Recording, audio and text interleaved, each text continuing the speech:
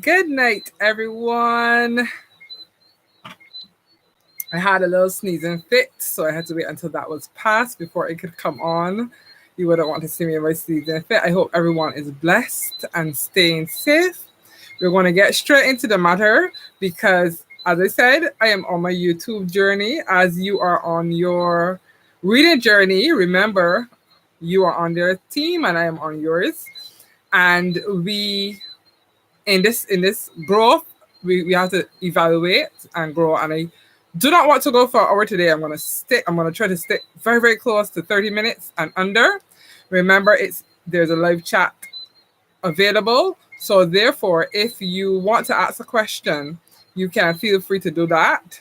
I am Miranda Fergus. I am a early childhood practitioner, a teacher in the government system of Barbados, and I have been teaching for about 20 years. I have done several courses over the years. Some of those courses included being certified for working with dyslexic children that I did with the Caribbean Dyslexic Center right here at the course was done at Polytechnic. And there is where I learned I was exposed to the multisensory approach. When I learned about the multisensory approach, when I analyzed, I connected it with different learning experiences. Different ways children can learn. And if we can be able to use that approach, then whether or not your child has dyslexic traits or even if they're dyslexic, then it can work. And I have been integrating the multisensory approach into my teaching since then. So today we are talking about building vocabulary development. And we're going to start again with what? Remember, subscribe to this channel to be able to be notified when I go live, as well as there are other resources that I will be posting on this channel. We also have a Facebook page, Young Stampy Productions on Facebook, so you can go and follow there. You can also go down on that page. There are going to be different resources that I found, as well as stuff that I created and I posted there. Included some Facebook lives that I did a while back, and I'm going to refer to those because one of the suggestions I'm going to show you today, I've already explained it in more detail in one of the lives, so you will be able to go there and get more details on how to actually create it. Although it's very simple.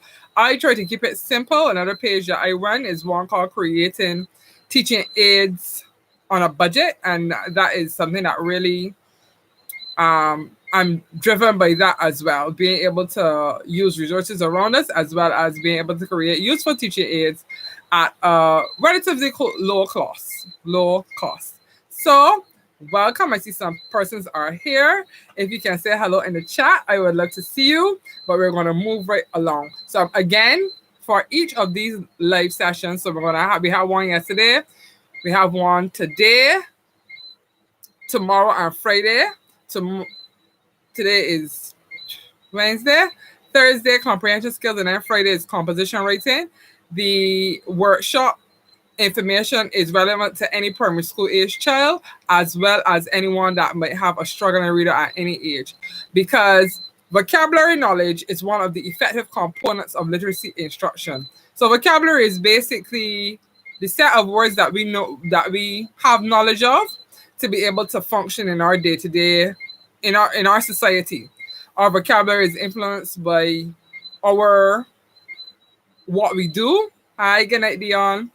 What we do around us, as well as what we are exposed to. So a child's vocabulary, so for example, a child that lives in a home with that say there's a mechanic, that their vocabulary may have words that another child that lives in a house, like for example, from very young I knew foundation, and I knew what the foundation of a house was because, as I said before, my father would take me and we would measure out foundation. I knew about bricks, and my father, who my company is named after, his nickname was Stumpy. When myself and my sister were small, they used to call us Young Stumpy, and in tribute to him, that's why the company's named. That's just a fact for you. And we had vocabulary that was based around masonry because that was our exposure. So if this is a fact, then we would know that the more vocabulary we authentically expose the children to, the bigger their vocabulary will grow. So when you have your precious one and Hi, Isaiah's mom. When you have your precious one and they're very small at first, they start to coo and they might say baba and dada. And sometimes parents argue to say that who they're referring to, but sometimes they say those utterings, but they don't mean anyone specific. Then as they get a little older, we have one letter words, a word that a lot of children become very powerful in using is no. No.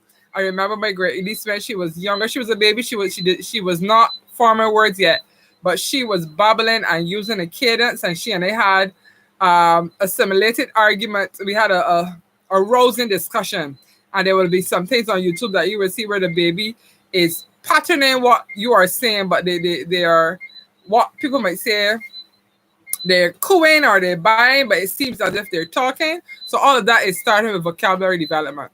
So when we get into school now, by the time the student gets into school and there are no issues, now if so, there's some children that may have had issues and they may have to go to a speech therapist. Some of these issues might be stuttering, or they might not be able to form particular words. So what I would always advise parents to do would be to get the child's eyes checked and their ears checked. There used to be a gentleman called Ben Stabler. I don't know if he's still on island, but he would do a full check that would include checking to see if there's any middle ear infections.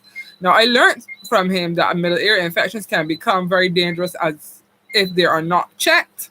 So he would check children to see if they're having any issues. It should be done as close to birth as after the baby's birth, and then as they get older, just to ensure that they're not having any issues. Because if you think about it, in terms of spelling, if the child is not hearing the word properly, then they're not going to be able to distinguish the sounds to be able to spell them. So all of those things are factors that we have to take into consideration.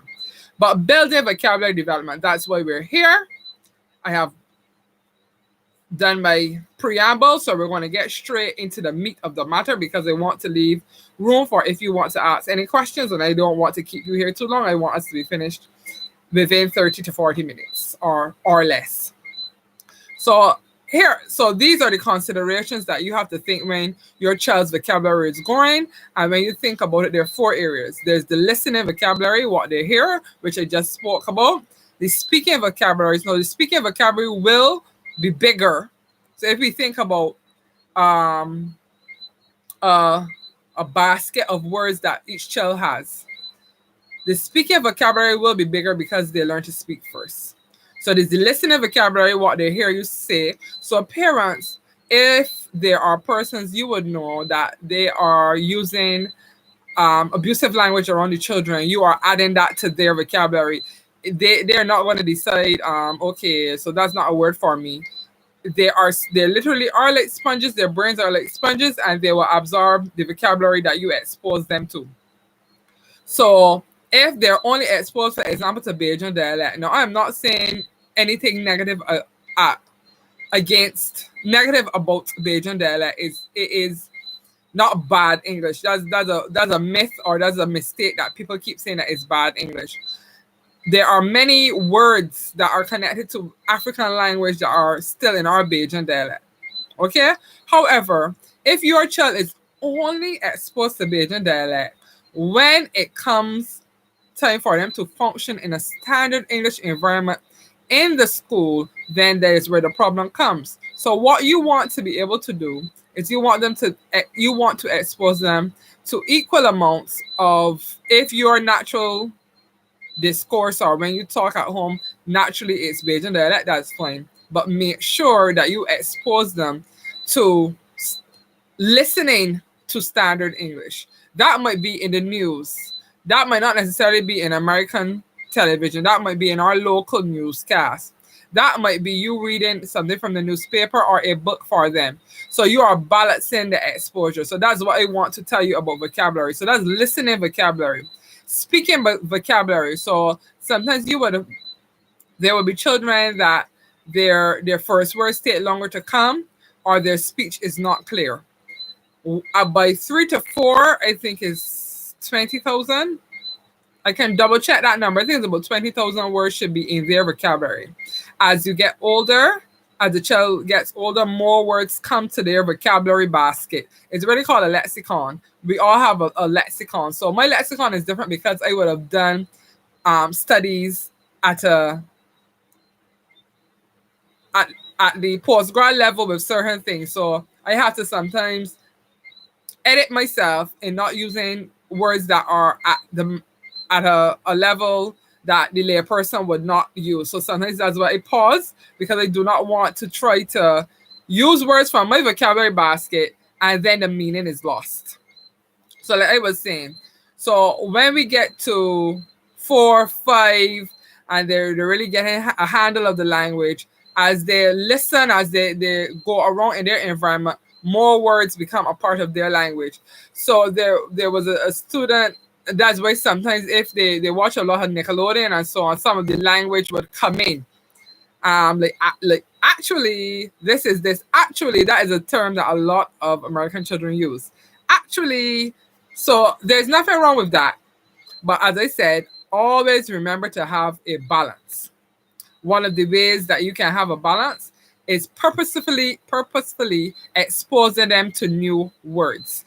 I spoke about and I gave an idea that actually marries with vocabulary development. So what you want, sorry, I did not say the other two. So there's listening, there's speaking, and then there's the obvious. Reading vocabulary and writing vocabulary. So reading and writing are like sisters. They're very closely linked. The more you read, the better your writing gets. The writing, so one way for sure that I noticed as a more experienced teacher that some young teachers have done is they have stopped doing what we call weekend news. So weekend news is really a bridge to show children that what they write, what someone writes for them, can be read, and in reverse, what someone has written, they can read. So weekend news is, and you can do this at home. You can get a drawing book for younger children, and you can when you do an activity with them, write the sentence. As I said yesterday, you can write it in a highlighter and then let them trace in if you want to double up doing the writing practice. And then when you are finished writing that sentence, read it over. Remember, do not write the sentence in all capital letters. Read that sentence over to them, and they will start to understand. But I said these things. I said these words because remember, they would have started speaking 1, 2. They would have been more experienced and speaking for way longer than they're reading. So when I say these words, my mommy or my daddy or my auntie or my member of my reading team is writing these words. So wait. If I see eventually over time, if I see these things written down, that means I can speak those words and the connection is made. It might not be made that they actually tell you that, but that's an important bridge. And if it is not done, I have seen evidence, trust me, of where the deficiencies come in with children. So I've seen evidence of teaching a year after getting a class a year after a teacher who did not do much weekend news, and it was very, very problematic. I've seen it at least 2 or 3 times for sure. Very, very problematic.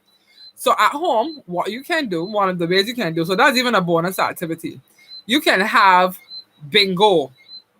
So bingo, I think most people know what bingo is. There are different categories of words. So there's some words that you can, I'm looking for the bingo from. There's some words, put it here, no, I'm not seeing it. There are some words that you can break down. We were talking about some of those words yesterday. So for example, the short vowel word family words. So in reading language, you would call them onset and rhyme, and it's R-I-M-E. So the onset would be that first letter, and the rhyme would be the A-T or the E-T or the I-T.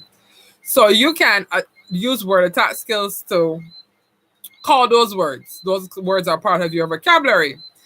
But there are also words called sight words that you cannot look at this word and be able to say the sounds in this word. A classic sight word is the. So if you look at the word THE, you cannot call the sounds of TH and E, even putting T and H together and then E and get the word the. So the is a sight word. So sight words, there are 200, there are different theories of how many there are. I tend to stick with the Dolch sight word list, which there are 220 words. Now on this channel right now, there are 3 separate videos that have broken down that display or show methods to work on learning sight words. So sight words are words that you have to know them as soon as you see them. Well, you have to know them as soon as you see them because they occur very, very frequently in the English language, and knowing these words by memory will contribute to a child's fluency. Fluency affects comprehension. So you see the avalanche or the domino effect. Knowing the sight words improves fluency. Having better fluency improves a child's comprehension. So having a good grasp of vocabulary and having a big basket of words to work with helps improve your reading and your writing skills. So one thing we can do are bingo frames. So one way we can do is that we can look online for bingo cards. They're even in some stores, they sell already made bingo cards. You can go, as I said, online and look for a bingo card generator. So if you look for a bingo card generator and you have a set of words. Now, I tend to recommend when chunking 5 words at a time.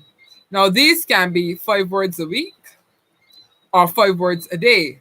The pace depends on the progress of your reading champion, your child.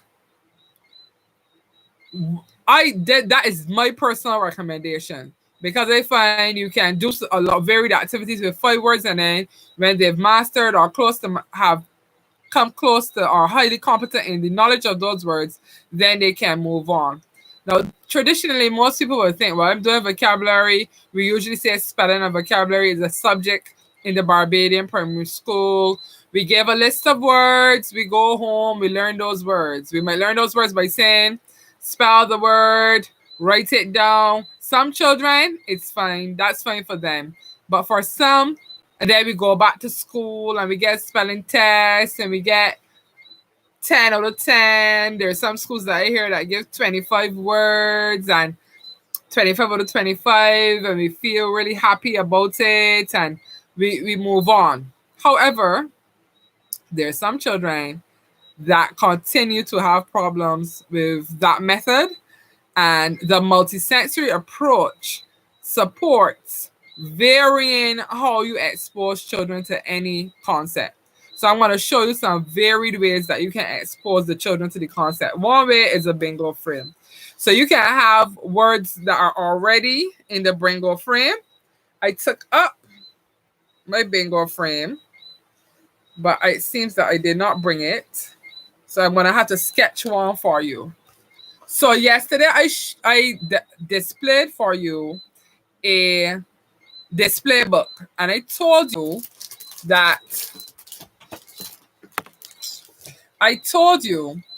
this display book allows people to use the write on, wipe off method, and they can reuse they can reuse the tracking sheets. You can do the same thing for a bingo frame. Now, in the classroom that I spoke about yesterday, the family support classroom, I am going to put a Word document with a blank bingo frame. This is an example because I somehow, all right, I'm gonna just move on. It's annoying me, I can't find it.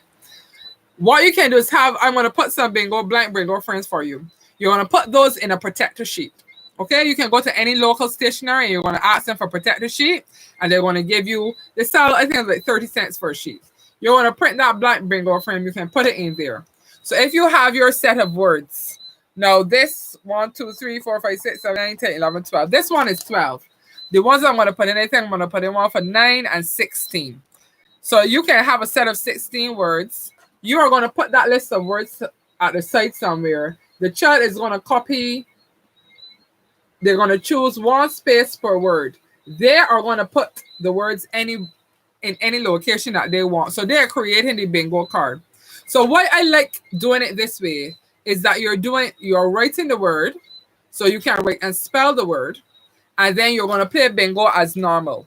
Okay? So when you play bingo as normal, you can decide if you're going to do full cover or straight line or diagonal.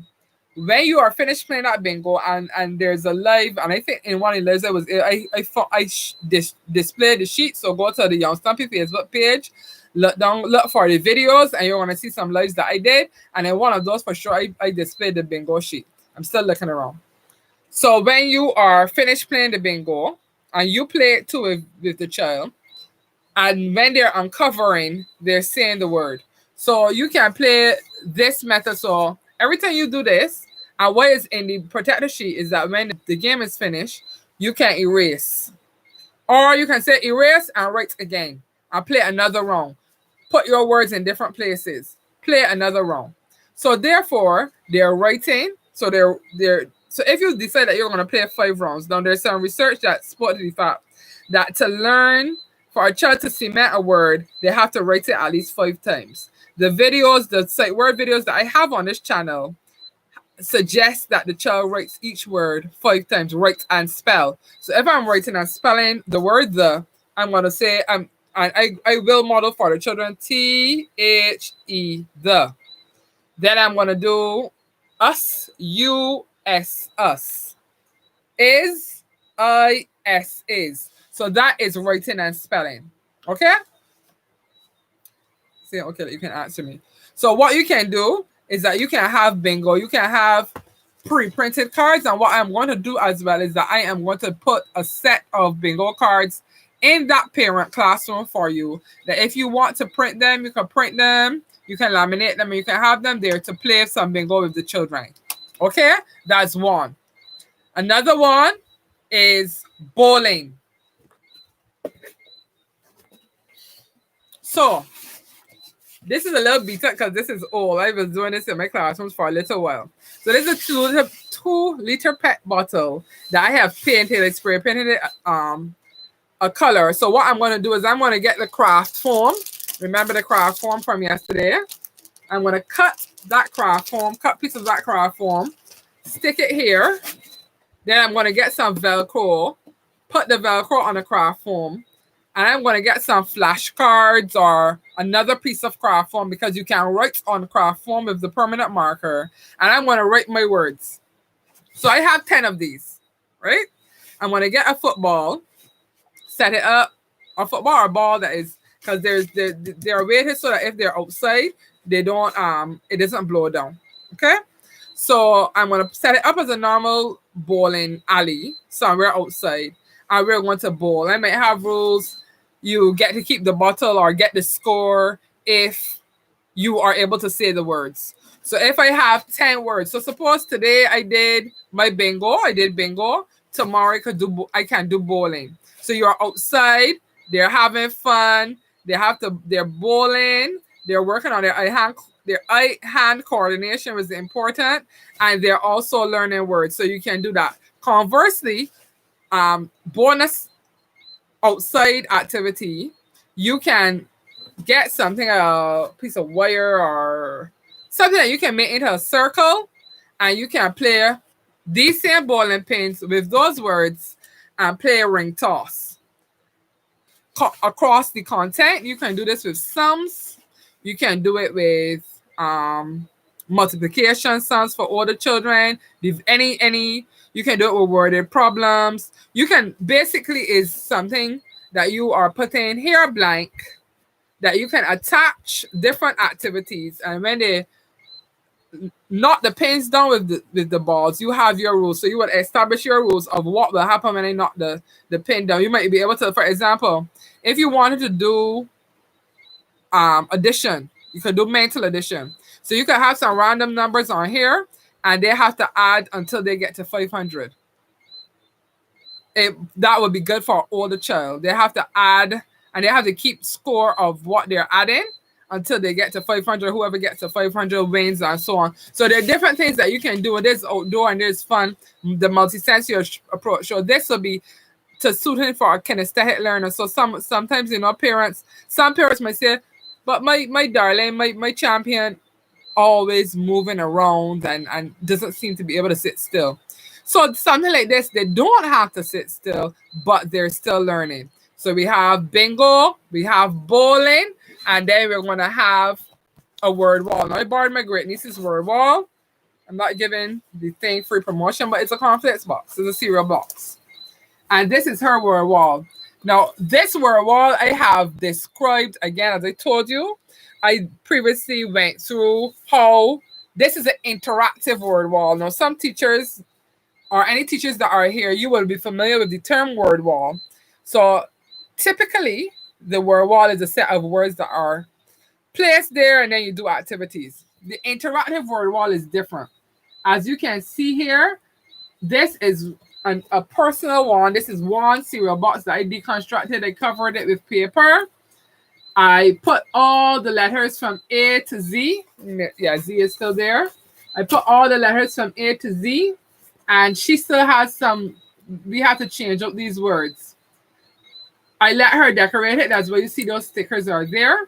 And I color coded. Now the color coding is the pink words. I believe the pink words are mathematics words. Yes. So under S, we have sphere, subtraction. And then the orange words are those sight words that I told you about. Remember, sight words are a set of words that children have to know on sight. The Dolch Sightlich, and Dolch is D-O-L-C-H. You can look, hi, good night, Stacy. You can look online. You might see the Dolch sight list, you might see the Fry sight list, and you might see high frequency words, and those overlap. So the Dolch and the Fry are two men that they came up with these sight words based on observing frequency of use in language. High frequency words are words that occur frequently, but sometimes those words can be broken down by syllables. But the sight words specifically cannot be they have to be learned to be pronounced on sight. So I have color coded this. That is an interactive an interactive word wall means that the child is supposed to engage with the words.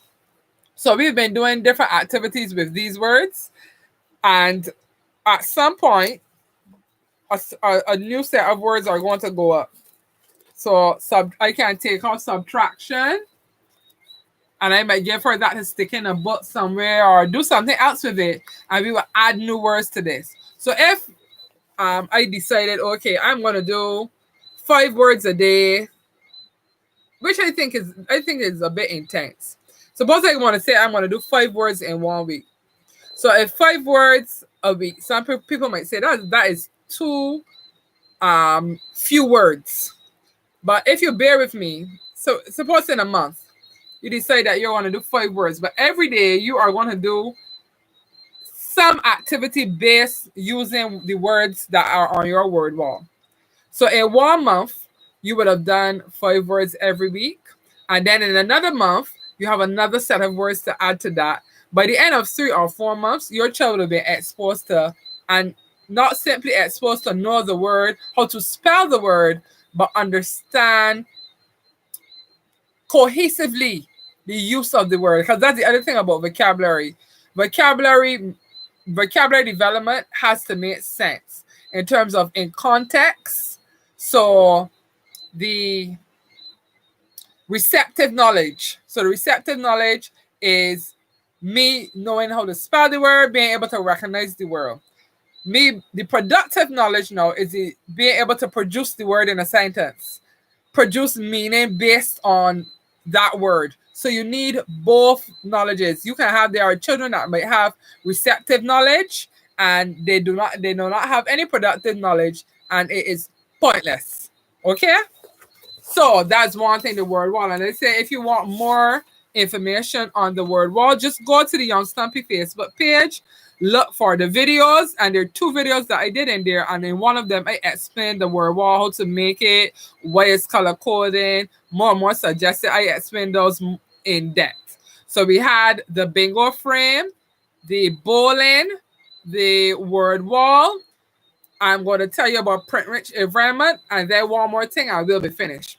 So a print-rich environment, basically, you can use your cards. Now, I know some people might be particular about having sticking things in their house. Some people are, but if you are not particular, simply write labels of items and stick them in the house. Label the refrigerator, label the stove might be, you would have to probably find a space beside the stove and put an arrow.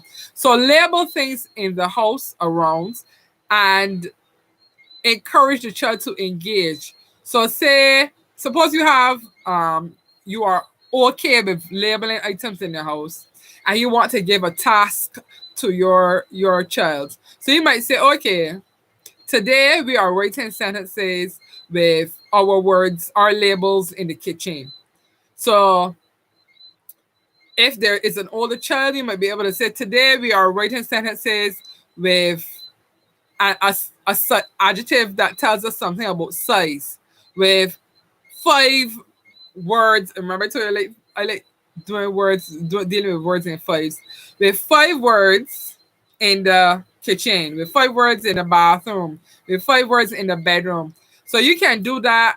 You can do something like that, a room a day.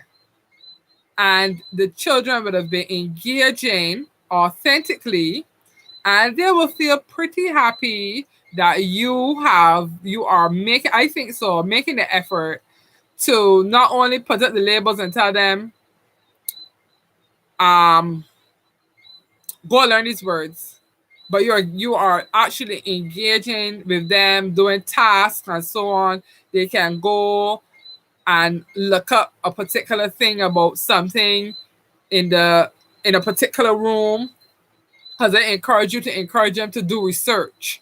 So suppose it's a particular brand of an item, and that is also has to do with environmental. So this is another part of print-rich environment. Print-rich environment for younger children. There's something called environmental print. So environmental print, there was a video going around. I had spoke to about my status with a little boy, and he was reading a religious book, and I think it was it Noah's Ark? Or it was Jonah. Yeah, it was Jonah, because he said Nineveh. And he said Jonah, and then he was like, Jonah went to Shafet. For those of you that are not Barbadian, Shafet is a local fast food restaurant that many Barbadians truly love. Hashtag stop the diabetes. But Shafet has some distinct colors, purple and yellow. So much so that I think culturally in Barbados, we do not wear purple and yellow together. I am saying that because that is distinctly Shafet. So therefore, he was using environmental print to a certain extent because the particular book, the character Jonah had a flag that were those Shafet colors. So he was using his knowledge of colors and what he recognized, and he was using that as kind of like a context clue. So for younger children, environmental print is what they see around them. So if you don't have any environmental print around them, then they're not going to start to develop. It's a journey. And it's a journey, as I said, each one's journey is different, but the steps are basically similar. Even though it might seem as if someone didn't make the step, it might be that they went through so quickly that you did not see it. So remember, it's a journey. Okay? So make your environment rich. So if you are a little apprehensive about labeling things in the house, and remember, don't label the things in the house and then leave them. Engage. Star Trek. Engage. Okay, Jean-Luc Picard, for any Trekkies out there, engage them with language that you have labeled. Another option that you might want to do is that you might, for all the children, so persons were asking me about secondary school children. Now, I would admit that I am not someone that works with teenagers, so I don't know if they will find it too cheesy. Please tell me in the comments if this activity that I'm mentioning they might find cheesy, it might not cool. A word a day. Now, if you and your teenager have conversations, like challenge them to use a word per day. So there's a young man that has a TikTok, and he is looking at Bajan vernacular words. So, for example, he did Frozy the other day. There's also someone that does it in Guyana. So maybe challenge them to do statuses that only you can see where they use a particular word in a day. Try to think of current ways to engage them in the vocabulary. If you have any suggestions for older children, please share them in the comments so that when others see them, watch this video and see them, we can all grow and support each other. Remember, you are on their team and all teachers are on yours. And that's where we want to go in the future. Okay? So we spoke about bingo, and that could be a printed bingo or a blank bingo frame, which I will be putting in. I will be putting the bingo frames in the classrooms, in the family support classroom. We spoke about word walls, print-rich environment. We spoke about bowling, and then number 5. Now, number 5 speaks to a book that a booklet that I put together to you. And again, it's already in the classroom because it was scheduled to be released at 8:30. 8:30 is gone. So if you go to the classroom, you will see there is a book that says Baking Words. Now, Baking Words is a fun activity that you can do to support vocabulary development. So I have put a recipe in there for simple bread. Now, as I told you before, my parents are Vincentian. They actually came from the same village in Mount Brennan. So hello to any Vincies on the live. Please say hello in the comment sections. My parents came from the same village, and they have lived in Barbados for most of their lives. My father died here, and my sister and I are Barbadian, but a cultural norm for our house at Christmas was to have homemade bread. So I came up with the idea to have an authentic language experience vocabulary development activity. That's a lot of words there, but it's fun, huh? So I put together a booklet for you, just like 11 pages, not long. And basically it tells you a bit about what vocabulary is, what I spoke about, listening, speaking, reading, and writing vocabulary. And then it provides a recipe. Now, you don't have to use that recipe. It's just that I went and I looked for a recipe that said that the dough could take a lot of handling from children. Because what you're going to do is that you're going to make the dough, and to follow this up, what I'm going to be doing is that I am going to put my I'm going to actually do this activity with my great niece, and I'm going to try to capture videos. And I don't know if I can get it edited and put on YouTube. If not, I'm going to put it on Facebook and make the dough for the bread. And then with your 5 words that you are doing, and it doesn't have to be 5. I like working with 5 words. With the words that you're doing from your word list, let the child roll out the dough like it's Play-Doh and form the word, and then bake it. So the power of that activity is not simply in you doing the dough, rolling the dough for the child, and then the child eating the bread. Okay? That's not the power in the activity. The power in the activity is the process. The process of, if it's an older child, reading the recipe. What you can also do if it's a young, so that I'm going to try to go so that I'm going to take out words and we're going to engage with the words beforehand. So what I am going to do is that I'm going to take out some of the words from the recipe and I'm going to play bingo with my niece. So that's a pre-reading activity that we're going to do. And then we're going to read the recipe, follow the recipe. So I am going to help guide her to follow the recipe. So what we're doing there is that we're working on some comprehension skills, because language learning is integrated. Okay, so we're going to be working on those comprehension skills, and I'm probably going to let her choose the 5 words she wants to work on. And we are going to make the words and bake it. And then to follow up building that letter knowledge, I'm probably going to try to do a little booklet, a language experience booklet. B is for bread, because I want to show you the suggestions that I'm giving you in action. Because I know, like, for example, some persons need to see an example rather than just hear words. Some persons can hear, understand, and go ahead, but some persons need to see an example. I'm going to try to do that because I am team you. Okay? Young Stumpy Productions Purpose Edutainment. So therefore, the 5 vocabulary, remember as I told you, these 5 things are but a taste of some of the things that you can do to make learning active, fun, and meaningful for your child.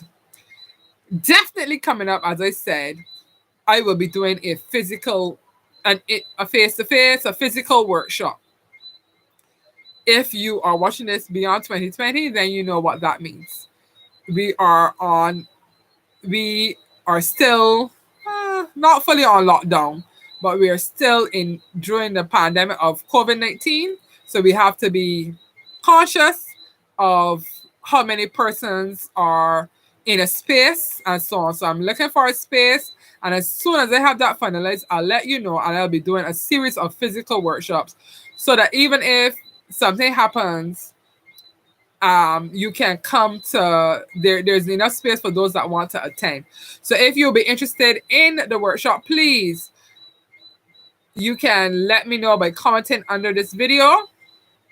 If there's someone that's overseas and I have to figure out a way to do it online, there's also another aspect of services that I will be offering that I'll be telling you about later, but I just want you to stay tuned for now for that workshop.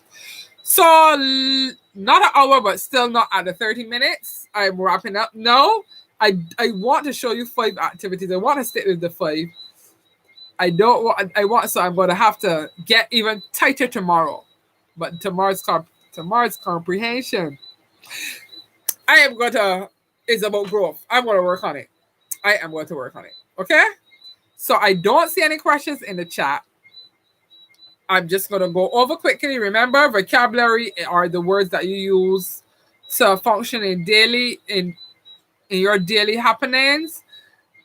Obviously, vocabulary is the meat and matter of what you read. Vocabulary is a set of words. So, yes, Christine, send me an email, Christine, because when the chat is finished, I am not seeing the comments. I don't know if you understand what I mean. This is the live chat. So when it's finished and it's loaded on YouTube, then comment there. Or send me an email at youngstumpyproductions@gmail.com. YOUNGSTUMPY Great Dion PRODUCTIONS@gmail.com. So I'm wrapping up today. Are there any questions very quickly? So I'm going over. Whilst I'm going over, I will wait to see if there are any questions. So remember, you can do bingo. I'm going to put that frame in the classroom for you, the family support classroom. And I am also going to put, the book has already been released in the classroom. The book is there, Baking, Word Baking. The book is there for sure. So they put it to be, scheduled it to release. I have not figured out how to put things under the live feed, under the YouTube description, but I'm working on learning how to do that so that if I can put those resources under this box, but I'm still learning on that. So word wall, bingo, and not just a normal word wall, an interactive word wall. If you want more information, go to Young Stumpy Young Stumpy on Facebook, look for the videos, and there are 2 lives there, and is explained in depth there. Baking words, I've already put the book in the classroom for you, give you more detailed information on that and how it can be powerful. Print rich, you can label things in the house, but remember, Star Trek, engage, and bowling. Get outside, get moving, and get active. So those are 5 things that you can do to help build your child's vocabulary. And vocabulary is one of the core components of effective literacy instruction. And again, vocabulary also covers across all subjects because each subject has a specific vocabulary that a child needs to understand. And this is from nursery to UE. Each subject area has a set of vocabulary that you need to understand. So I don't see any questions. I want to thank you so much for taking the time to come to today's session. Remember, we have 2 more to go, Wednesday and Thursday. Today is Wednesday. Thursday and Friday, that will be comprehension, improving comprehension, and then Friday, composition writing or essay writing for the secondary school. And come with your questions, your comments, and I really enjoy doing these sessions with you. So I want to sign off now, and tomorrow it's my mission to stay closer to 30 minutes. So I'm setting my own missions. So again, I want to thank you, and remember, you're most welcome, Tanya. Your Stumpy Productions, edutainment, purposed edutainment. And stay tuned, some more things are coming. Okay? All right. Bye-bye. All right. Good night, Christine. Good night, everyone.